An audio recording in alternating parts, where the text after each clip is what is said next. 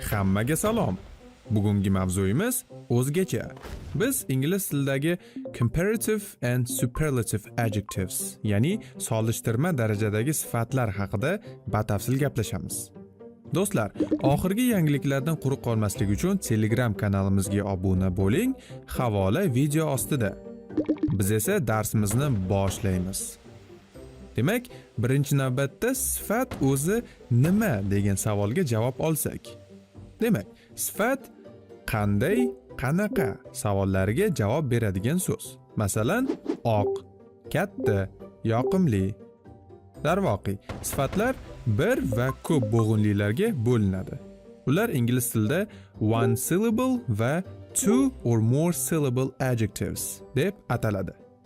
One syllable bir bo'g'indan iborat sifatlar. Syllable bu bo'g'in. Masalan, big, small, tall.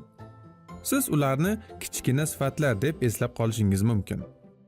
Two or more syllable sifatlar esa bir nechta bo'g'indan iborat.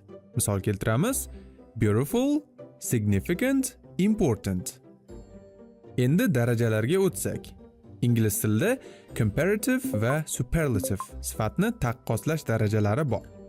Comparative: siz ikkita narsani solishtirganda shu darajadan foydalanasiz. Misol uchun, my car is smaller than yours. Mening mashinam senikidan kichikroq. E'tibor bering, sifat oxiriga roq qo'shimchasi qo'shilyapti. Aynan shu qo'shimcha solishtirmadan darak beradi. Superlative: bir narsani orttirib aytmoqchi bo'lganingizda shu darajadan foydalanasiz. Masalan, my father is the tallest in our family. Oilamizda dadamning bo'yi eng uzun. Bu misolda eng so'zi bilan gapga urg'u beryapmiz. Orttirmani sezdingiz-a? Xo'sh, endi buni qoida sifatida yod olsak. Bir bo'g'inlilarda solishtirma darajasida sifatga er qo'shimchasi qo'shiladi. Orttirma darajasida esa the artikli va est qo'shimchasi qo'shiladi. Misol keltiramiz.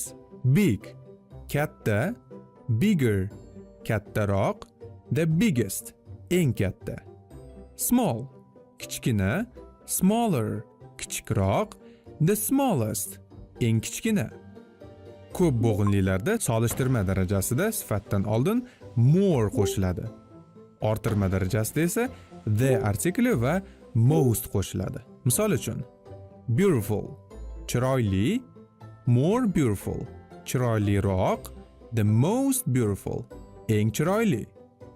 Do'stlar, bugungi darsimiz shu bilan yakunlandi. Kanalimizga obuna bo'lishni unutmang va videoni do'stlaringiz bilan ulashing. Xayr, salomat bo'ling.